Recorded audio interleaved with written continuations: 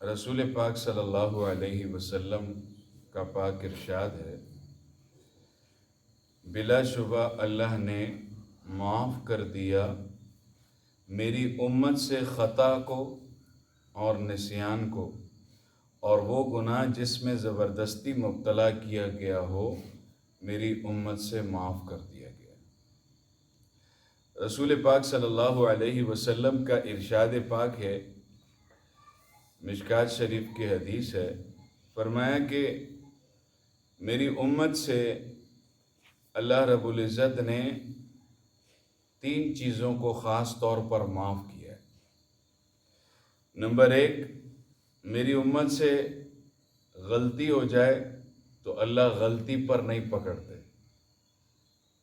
Number 2، میری امت کے کسی امت سے بھول ہو جائے، یعنی بھول گیا، تو اللہ اس پر نہیں پکڑ کرتے۔ تیسری چیز، وہ گناہ جس پر زبردستی میری امت کے کسی فرد کو مبتلا کیا گیا ہو، اللہ اس کو بھی نہیں پکڑتے۔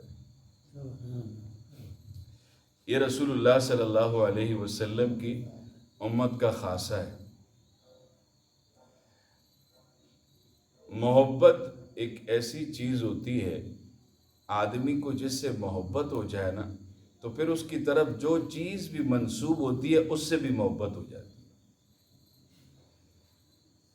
لیلا اور مجنو کے واقعات اور حکایات میں بہت ساری چیزیں موجود ہیں۔ تو وہ اکثر کہا کرتا تھا، مجنون کہا کرتا تھا، مجھے لیلا کے در و دیوار سے بھی محبت ہے۔ کہا کرتا تھا مجھے لیلا کے در و دیوار اور ان گلی کوچوں سے بھی محبت ہے جہاں پر لیلا رہتی ہے۔ یہ ایک عام قاعدہ ہے کہ جس سے محبت ہو جائے تو اس کے ہر چیز جس کی طرف منسوب ہے اس سے محبت ہونے لگتی ہے۔ اللہ رب العزت کو رسول پاک صلی اللہ علیہ وسلم سے جو محبت تھی، اسی محبت کی وجہ سے اللہ کو حضور کی امت سے بھی اتنی ہی محبت ہے کہ اللہ اپنے حضور سے جتنی محبت کرتے ہیں نا، اتنی ہی اپنی حضور کی اس امت سے محبت کرتے ہیں۔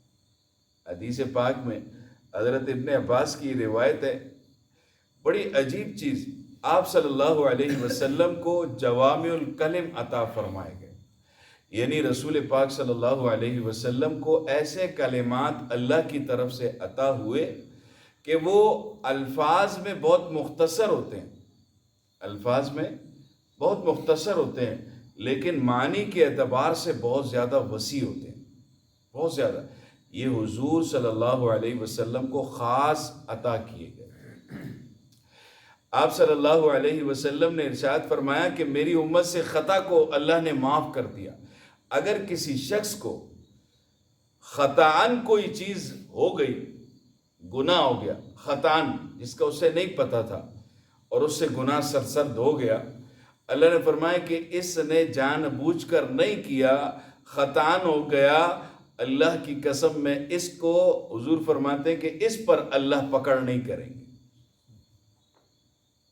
پھر آدمی بھول گیا، مثال کے طور پر روزہ ہوتا ہے، ہم روزہ رکھتے ہیں، روزہ نسیان کی وجہ سے، بھول کی وجہ سے وہ کھا پی لیتا ہے، حضور فرماتے ہیں میری امت پر اللہ کا اتنا احسان ہے، جس نے بھول سے بھی کھا لیا تب بھی اس کا روزہ محفوظ رہے گا، اس کا روزہ نہیں ٹوٹتا۔ یہ امت کا خاصہ ہے۔ تیسری چیز ارشاد فرمائی کہ اللہ رب العزت میری امتی پر، ایسے امتی جن کو زبردستی گناہ پر مجبور کیا گیا ہو، ایک آدمی ہے، اس کو گناہ پر وہ رضامند نہیں ہے، لیکن اس کے اوپر کھڑے ہو کر اس کے سر پر ہتھیار رکھ کر کہا گیا کہ یہ کام کرو، اگر تم نہیں کرو گے تمہیں قتل کر دیا جائے گا۔ اس میں 2 چیزیں، ایک تو یہ کہ رخصت ہے، آپ وہ کام کر لو۔